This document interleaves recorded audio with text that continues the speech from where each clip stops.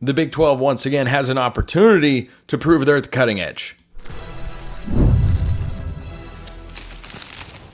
You are Locked On College Football, your daily podcast on all things college football. Part of the Locked On Podcast Network, your team every day. Welcome, everybody, to another episode of Locked On College Football. I am your host, Spencer McLaughlin. Thank you so much for making this your first listen or your first view every day. Part of the Locked On Podcast Network, your team every day, and your daily source to stay up to date with the biggest stories in the greatest sport on planet Earth: realignment, coaching carousel, the portal, and more. Getting you ready for the season, we've always got you covered. This episode brought to you by our friends at Game Time. Download the Game Time app, create an account, use code LOCKEDONCollege for $20 off your first purchase. Terms do apply.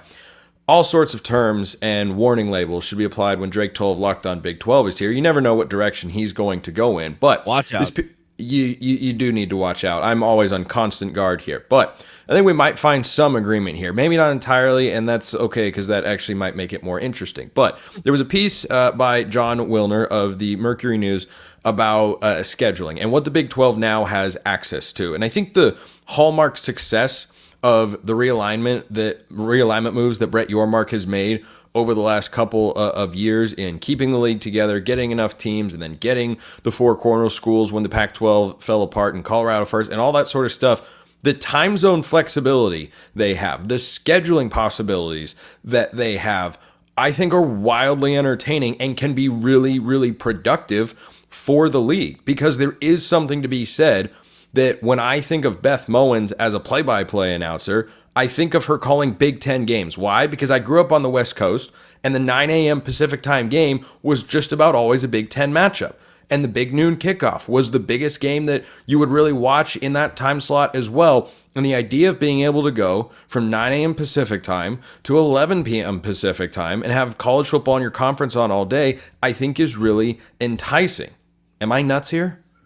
No, but I don't think that's a new concept to the Big 12. I remember when I was a junior in college, and we'll go freshman year in college, Baylor plays Oklahoma on college game day at 7:30 Central Time, and I was watching at 11 a.m. TCU play Texas Tech. I mean, there has been wall-to-wall coverage of the Big 12 on a Saturday before. The intricacy here, and I know that you would agree, is that now you could do a Wednesday before Thanksgiving or Labor Day weekend, or the autonomy you have in building a schedule that's different than anything that college football has ever seen. The problem with that is I don't think it works. I'm simple. Most people are simple. We watch college football on Saturdays, unless there's that one rogue Florida State playing Georgia Tech on a Sunday in week 0, and then we'll all be like, "Hey, look, there's that one game on Sunday." The rest of the year, I'm pretty sure that game is on a Saturday. I'm saying like there's always that one random. I don't even know if this year it's LSU and USC on Sunday, September 1st. In Las Vegas, neutral site. Sweet. There's always a Sunday where it's, hey, that one's kind of a fun one. Lincoln Riley's going to be there. And then there's the Black Friday games. There's the built-in days that we veer from the Saturday in college football and the MAC. Or there was, Pac-12 after dark. How do we market things to be different schedule-wise? Now, is the Big 12 trying to replicate the MAC or Pac-12 after dark? I don't think so. However, our brains are very we're dialed into college football on Saturdays. You start putting Big 12 games on a Wednesday. You start putting Big 12 games on a Sunday. BYU will never do it. Utah will never do it. You start putting Big 12 games on a Monday. I don't think the world's going to stop to watch the Big 12. The world will stop to watch Georgia and Texas. The world will stop to watch Alabama and Auburn. The world will not stop to watch Texas Tech play Iowa State. I will. I'll watch it. The world will not if you put that game on a Tuesday. There is a sect of people that will do it. Yeah, but we're not going to drive the ratings. Nobody's going to see that and go, ooh, yep. We found it. Wednesday's the day that the Big 12 can land. I don't believe that's going to be a long-term solution for the Big 12 to become a power in college football, this autonomy and scheduling. I don't think it's reshaping the Big 12 or their overall television ratings. I do think you can work to maximize your exposure. And the reason I brought up the scheduling element, because you make a good point that they've played in just about every time zone for a while now, but they could continue to expand that because presently the Eastern time zone or the Western time zone are not quite as explored. It's primarily a Central time zone conference because that's where its roots really go back to. But when I look at the idea of playing on a Labor Day or the Sunday before Labor Day, I think is what Wilner suggested, or the Wednesday before Thanksgiving, my suggestion or the ideas that Wilner's throwing around here are not that if Brett Yormark puts any sort of game there, it's going to suddenly draw 4 or 5 million people watching. It might be in the 1 to 2 million range, but you're going to have a window that nobody else has. And I think the mindset that they had when they added all these schools and incorporated all the new time zones was, we want to be as expansive, we want to be as aggressive as we can. I think that's very much lining up with what Brett Yormark has projected as commissioner of the Big 12 Conference for the last several years. And I just think that this is an opportunity that'd be fun. And look, maybe I'm just being a biased but neutral college football fan of, hey, if I don't have a college football game to watch on a given day of the week, can you give me one, please? I would rather have it there to watch than not. And if no one else is there, I think that's an opportunity that now, with more time zones in play, you have a little bit more flexibility to work with. Yeah, the Pac-12 played the conference championship game on a Friday. You know, there have been the hallmark game of your conference should not be on the day where people are dialed in elsewhere. But the Wednesday before Thanksgiving, for instance, what else are we dialed into? Church. You know, I mean, it's that little stuff where Bible Belt. That's a couple hours. That's a couple hours. You get out of church eventually. Bible Belt Big 12, 7 to 8:30. Right now we've cut into half a football game, or hey, oh shoot, my son's basketball game's on a Tuesday night, or my son's football game's on a Friday night. That stuff is all wiped away on Saturday at 7:30 p.m. That is when we gather to watch the biggest games in college football. And for a lot of people, Saturday at noon, or that's when you pull your phone out. Again, I don't know if the Big 12 has a product right now that people are trying to pull their phones out for on a Tuesday night. I would go to Penland Dining Hall in college to watch Maction. My buddies would get together. We'd go to FanDuel.com. Count it. Thank you. We go to FanDuel.com. Look at that right there. That's a sponsor plug. Love it. And we would say, hey, wait a second. Tonight, we're getting a really big matchup between two MAC teams like Western Michigan and Eastern Michigan. We're going to go bet the house on the directional schools. And I just don't know. Yeah, Iowa State versus Cincinnati is going to draw more viewers, including the spittle there, than a MAC game. But it's not going to be monumental or groundbreaking here, in my opinion. Well, here's the last point that I will make on this, because if you put a random game in there and you spit on the camera lens, yeah, people might not be inclined to tune in. That is the greatest thing that has happened in all your appearances here on the show. Just wetting my whistle and got a little too aggressive. It's just he's very passionate. Camera. He's speaking passionately, folks. What else do you want from a college football commentator? But the other aspect of this is I think it does matter what teams you put there. For example, let me just throw a hypothetical out there. Wednesday before Thanksgiving, people are getting off work early, as Wilner pointed out, because they're getting ready for the holiday weekend. They've got time off. They're coming home. It's not Thanksgiving yet, so you don't have any real commitments there. If Colorado is on TV, yeah, look, people might pass over West Virginia, Iowa State.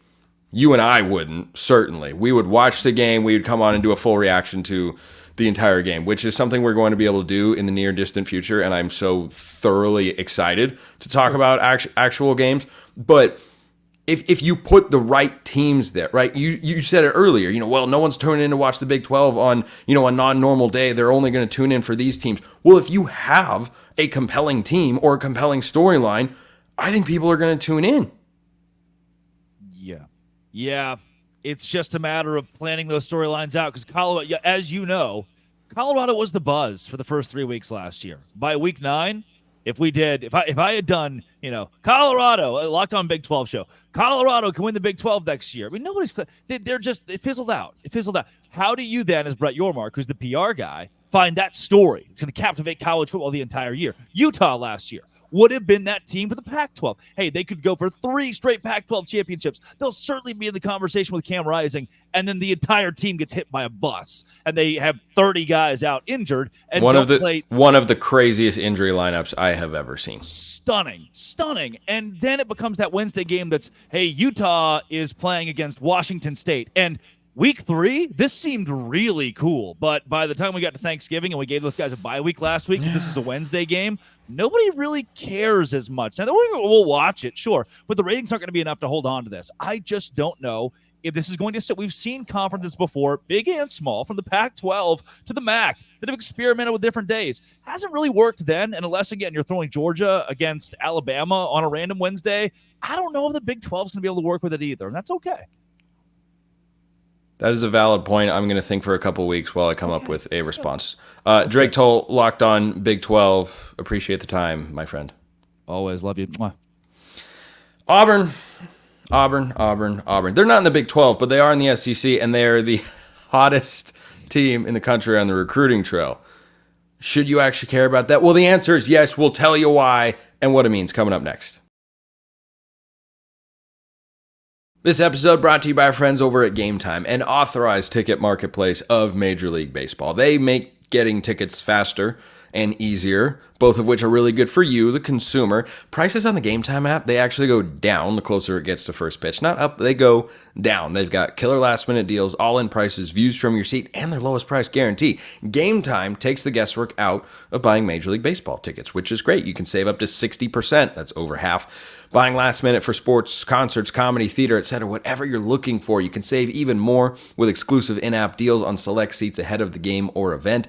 Take the guesswork out of buying Major League Baseball tickets with Game Time. Download the Game Time app, create an account, use code LOCKEDONCollege for $20 off your first purchase. Terms do apply. Again, create an account, use that code LOCKEDONCollege, LOCKEDONCOLLEGE for $20 off. Download Game Time today. Last minute tickets, lowest price guaranteed. And Factor guarantees that you've got meals you're looking for. Warmer, sunnier days are calling. Fuel up for them with Factor's no prep, no mess meals. Meet your wellness goals in time for summer thanks to the menu of chef-crafted meals with options like Calorie Smart, Protein Plus, and Keto. Factor's fresh, never frozen meals are dietitian approved, ready to eat in just 2 minutes. How about that? For someone like me with a busy schedule who also has a compulsive golfing habit, guess what? Factor meals are perfect because they're always available. They taste great and they're ready quickly. Enjoy effortless support for your lifestyle, whatever you are looking for. Head to factormeals.com/LockedOnCollege50. Use code LockedOnCollege50 to get 50% off your first box plus 20% off your next month. That's code LockedOnCollege50 at factormeals.com/LockedOnCollege50 to get 50% off your first box plus 20% off your next month while your subscription is active. Go check out Factor Meals today. Auburn, yes, that Auburn is the hottest recruiting team in the country right now. Zac Blackerby of Locked On Auburn here to discuss it. Why is this important at this point in time? I think there's an interesting power balance that's happening within the Southeastern Conference. And also, like, what does the future of recruiting even look like? So what's happening in the state of Alabama is something that we've never seen before because it's been run by Nick Saban, especially in the recruiting front. And we're in a situation right now, Spencer, where Alabama is in a spot to not land any of the top 10 players in the state for the first time ever. I mean, think about that, which is weird because when you look at the recruiting rankings, Alabama's number 2. And so to me, it's like, is Alabama and Kalen DeBoer opening up the door to the future of recruiting where it doesn't matter where your university is? It's very strange. It's very strange. But obviously what Auburn's doing is they're doing something they've never done before. And Auburn's been able to compete for championships without having top recruiting classes. Now they're number 5, according to 247, in the 2025 recruiting class. Then after adding 1 million commits to the 2026 class over the course of the weekend, Big Cat weekend, they're number 1 in the 2026 class. So Hugh Freeze did this at Ole Miss. Obviously, there's an asterisk next to it. Now it's free for all. You can do whatever you want. And so with all that, you know, Auburn is one of the hottest, if not the hottest team when it comes to recruiting in all of college football, Spencer. And so to me, like, we've seen Auburn play spoiler. We've seen Auburn kind of be this dynamic and dramatic team with top 10 recruiting classes. Not bad. But, man, imagine if they're consistently in the top 5. I think it gets pretty interesting. The Alabama component is fascinating to me because crazy to me. In a state that has a high level for its population of blue chip talent every single year. To your point, that's been Nick Saban's territory. It's not Kalen DeBoer's yet. I'm curious to see how long that lasts, Zach, and whether it's just a 2025 thing or if it continues, because DeBoer is proving people wrong right now for those who doubted whether he'd be able to recruit. Well, he didn't do it at Washington. Is he going to do it here? Those questions have been pretty squarely answered at this point in time. So how sustainable is that run specifically on in-state recruiting for Auburn and Hugh Freeze? Yeah, and a lot of these are West Coast commits, and he already had relationships with them. What happens when you're recruiting California consistently, over the course of a few years, and it's like, well, on Friday nights and you got a home game, like you can't just go up and see them. You can drive over to Birmingham if you're in Tuscaloosa. You can drive to Huntsville and go and see them. That's why Auburn's prioritizing Birmingham and Mobile, because you can make that trip. You can leave the office at lunch on Friday and go watch all of these recruits and get back, but for last minute game planning stuff for the next day. That's pretty standard. It's pretty normal. But the other component to this is, like, when you look at the top 10 players in the state of Alabama this year, 8-ish, depending on which metric you look at, are committed to Auburn. The other 2, Spencer, talking about, like, does location even matter anymore if this is what the future is? Ohio State. Ohio State has the other one. Naeem Offord, who I know you're familiar with, and Oregon certainly in the race for him. But it's just an interesting component. Like, everything has just become so fluid in college football, where we talk about the transfer portal and players having all this power and coaches moving to take other jobs. Well, I think it's kind of trickled down to high school recruiting now. It's just an interesting phenomenon right now that we're seeing. But as far as Auburn executing at a high level right now, they went into the weekend ranked around the 15th class in the country, depending on where you looked. Now they're as high as 5. There's some real momentum that Hugh Freeze is building. Well, another aspect of that kind of different world of recruiting is it's a more connected world.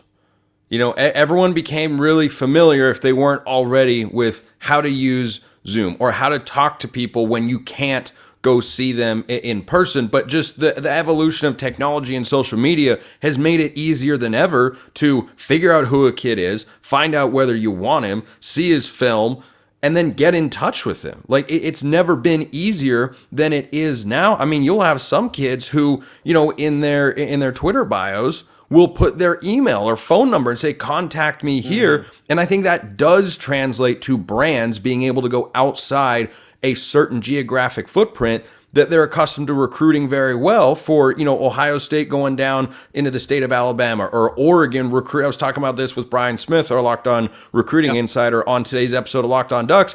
Oregon going into Ohio and potentially landing Trey McNutt, who's committing this weekend, or the idea of getting Naeem Offord, who's from the state of Alabama. Like, it feels like those moves, or Alabama specifically going into the state of California for a kid like Bryce Young, that didn't happen in the early 2000s or even the early 2010s as often, but now it does.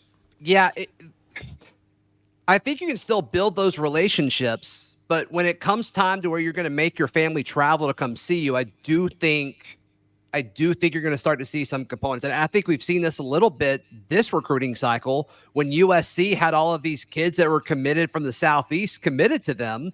Yeah. And now you're starting slowly, one by one, they're all flipping or decommitting over the course of, the past few months.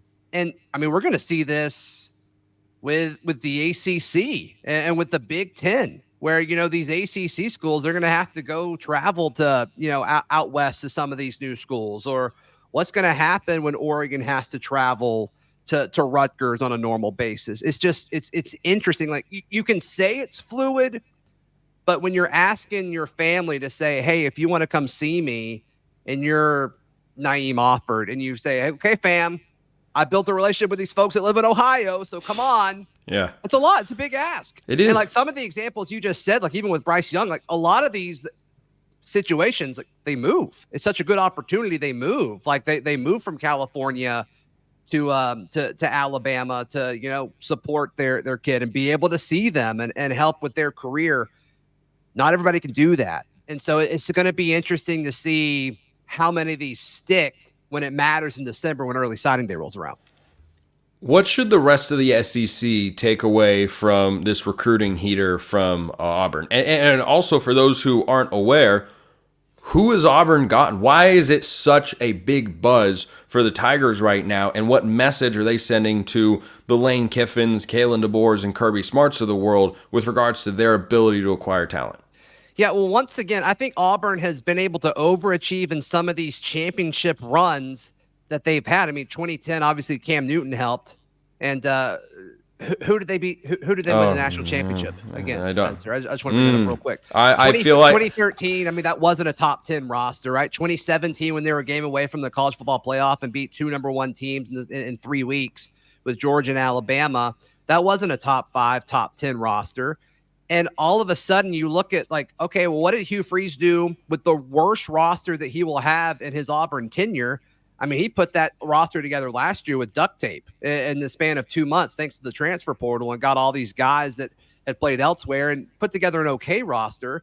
And it took everything from Georgia and Alabama to win at Jordan-Hare Stadium. And I just think when you look at what Auburn's been able to do historically throughout the SEC, they're a tough out. They're a tough out for these top teams. I mean, look at one of the best teams that we've ever seen with Joe Burrow's LSU team. I mean, it took everything inside of them to beat Auburn that year. And so I just think if you put Hugh Freeze against all of these other top teams with a top 5 roster, which they finished with the 8th recruiting class last year, they're going to finish top 5 this year if all things happen the way that I think that they will. In 2026 right now, they're at number 1. Will they slip and other people add commits? Sure. But I still think they're in a great spot to have a top 5 class when it's all said and done. But if you do that 3 years in a row with the transfer portal and how fluid everything is, and you get the right quarterback, you probably got a top 5 roster. And just Auburn has never had that before. So the fact that they've been able to compete without having top 10 rosters, and they're about to have a top 5 roster in the next 2 or 3 years, I do think that should be concerning if you're a team that plays Auburn on a regular basis. When you mentioned that fateful day in Glendale in 2011, I felt like one of those guys being interviewed by the FBI in The Wolf of Wall Street. Sorry, I have no recollection of that. I don't recall. No, yeah, I don't. Sure. I don't recall because I do not. I do recall. Dyer wasn't down, so yeah, you got that. I knew that was going to get out there eventually. I might edit that out of the segment later. We'll just have to wait and see. But next to Seth Williams on that back shoulder throw too. Zac Blackerby locked on Auburn. I'm just straight kicking it. You know, we like to keep our segments 8 to 10 minutes, so it's time. The trumpet. To go. Yeah, the orchestra's playing. Time to move off the stage here. Zac Blackerby locked on Auburn. Many would say the best Zach here at the network. You're going to get to decide, though, because we've got Zach Seyko locked on Penn State coming up next. Ask him about Alvin Henderson. Okay, I will do that. I'll be honest, I don't know what that means, but I'm going to ask him about it he flipped anyway. From Penn State to Auburn like a month ago. It's a bit. Okay, we might lead with that, you know, if I want that Zach to not like me. But we're going to answer this question. What is the biggest question for Penn State in 2024? Number 1, most important thing to look for. That's coming up next. First, let's talk eBay Motors. Passion, drive, and patience. The formula for winning championships is also what keeps your ride or die alive. eBay Motors has everything you need to maintain your vehicle and level it up to peak performance. They've got superchargers, roof racks, exhaust kits, LED headlights, and more. Whether you're into speed, power, or style, eBay Motors has you covered. With over 122 million parts for your number 1 ride or die, you'll always find exactly what you're looking for. And with eBay Guaranteed Fit, your part is guaranteed to fit your ride every time or your money back, because with eBay Motors, you're burning rubber, not cash. With all the parts you need at the prices you want, it's easy to make your car the MVP and bring home huge wins. Keep your ride or die alive at ebaymotors.com. Eligible items only. Exclusions apply. eBay Guaranteed Fit only available to U.S. customers. From one Zach to another, Zac Blackerby of Locked On Auburn was here. Zach Seyko, Locked On Penn State, he's here now. What is the biggest question for Penn State going into this year? Why don't we start right there, Zach? What is the biggest question? What's the number 1 thing you look at and go, I don't know how this is going to play out, but it's going to impact Penn State's season? I mean, Penn State certainly has a couple big questions. From my point of view, it's how close are you to actually breaking through, right? Is it Can you win the Big Ten Conference? Can you even get into the conference championship? Are you in the same class as Oregon and Ohio State? Or are you in that class of, well, you're still 10-2, even though I think 10-2 can get you a lot of things. That's not your traditional 10-2 anymore, Spencer, for Penn State football. But the idea is that you need to get to the college football playoff. If you don't, that's terrible. That's awful.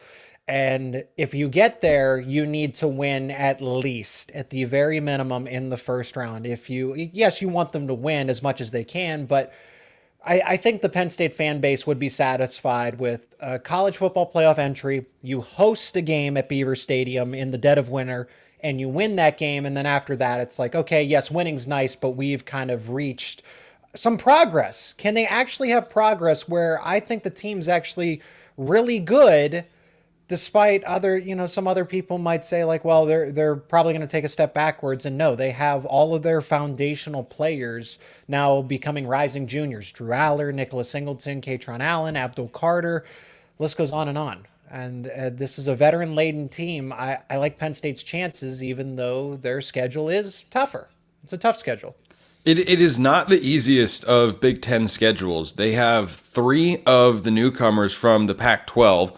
Oregon is not among them, so that's the team you'd probably want to play the least because they should be the best of the 4 new arrivals, but playing all 3, at the very least, there's going to be some newness, some unfamiliarity involved there. But I want to go to the roster for just a moment. Is there a position group that you have a major question about? Is the number one aspect of this roster you're questioning, is it Drew Aller taking a step forward? Is it the offensive line? Is it the secondary? Where are you looking?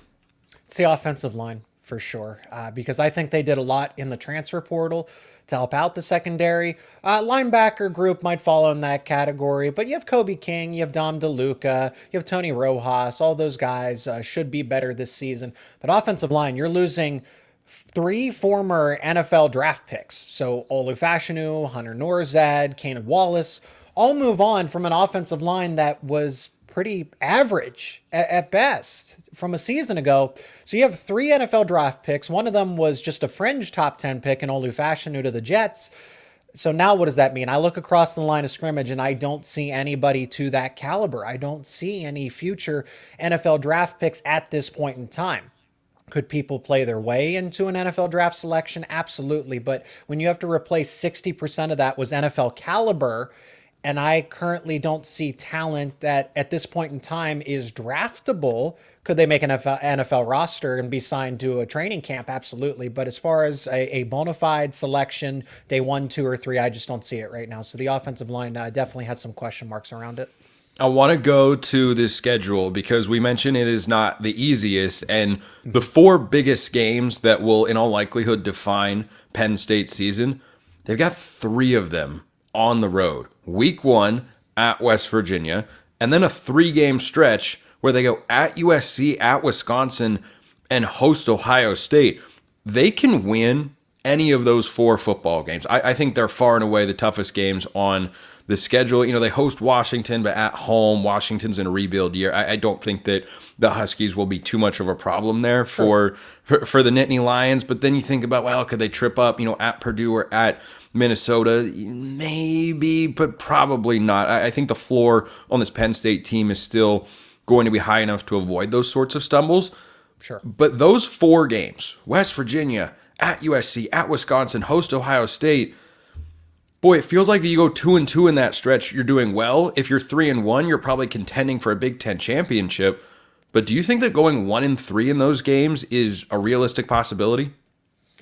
Absolutely, because you're going to Southern California for the first time in the regular season of the James Franklin era. So Joe Paterno teams had done that before, but now conference realignment, going on the road to SoCal in the middle of the season, and then you get a bye week coming back from that. Okay, but then you got to go back on the road to Camp Randall and an improved Wisconsin team.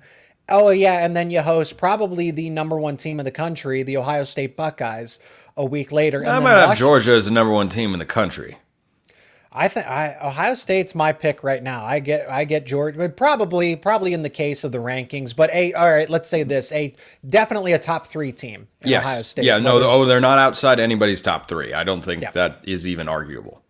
So Ohio State's going to be a top 3 team, which is the game for Penn State, like it is every year. That still is the season-defining game, even though there are ones that can trip you up. You can afford to lose to, yes, 2 of them. That's fair. But if you lose to 3, then you're just leaving it up to the committee. If you're 9-3, you are leaving it up to the committee to decide whether you belong in the top 12 or not. And hopefully you end up losing. If that's the case, you end up losing to the better 3 teams and not tripping up against somebody that you shouldn't. I think Wisconsin's definitely a possibility, especially behind USC like that. I think the trip to SoCal in the middle of the season is just going to be different for this group because they're used to going to the Rose Bowl, or used to at least that long trip when they have a month of preparation and not when you play an opponent the week before. So that's why I think USC is the likely of the losses. There's familiarity with Wisconsin, and I think Penn State's defense will just be able to outmatch what Wisconsin has on offense at this given time on paper. Right now, a lot of that can change. So Ohio State and USC are my 2 picks for losses there. So 10-2 get you in the college football playoff. I think it probably does. Interestingly enough, before they travel to USC and start that gauntlet of a 3-game stretch, they host UCLA. So back-to-back weeks where Penn State is playing a school from Los Angeles. In the regular season, everything is fine. It's the meme of the dog or whatever, and everything's on fire around him. This is fine. Everything is fine. Which of those games outside of Ohio State do you think is most important, Zach, for Penn State to win? At Wisconsin, at USC, or week 1 at West Virginia? I think it's week 1 at West Virginia because I agree. that really changes the framing if they were to. So I'm confident in my pick that Penn State wins that game. I just think they match up well with West Virginia, and I've had to go on a tour now to defend my thoughts about that in the given matchup. But if you were to happen to lose that game, you almost can't afford another loss at that point up until you get to Ohio State. So if that's going to be your other mulligan, I would just rather save that additional mulligan for the middle of the season, and definitely not the end of the season, because again, I feel like there's recency bias with these committees. If West Virginia is able to pull off that upset, Penn State really is going to have to reconsider things, because then an 8-4 and a 9-3 season just become a little more likely. And then Penn State's trying to play catch up, whereas the cards won't exactly be in their favor when it comes to the recognition by the College Football Playoff Committee. Zach Seyko, Locked On Nittany Lions, of the Penn State variety, of course. Not that there's another one, but you can never be too specific. Zach, appreciate the time as always, my man. Thanks for having me on the show, Spencer. Appreciate it. Appreciate everyone listening. I will see you next time, and until then, hope you have a wonderful rest of your day.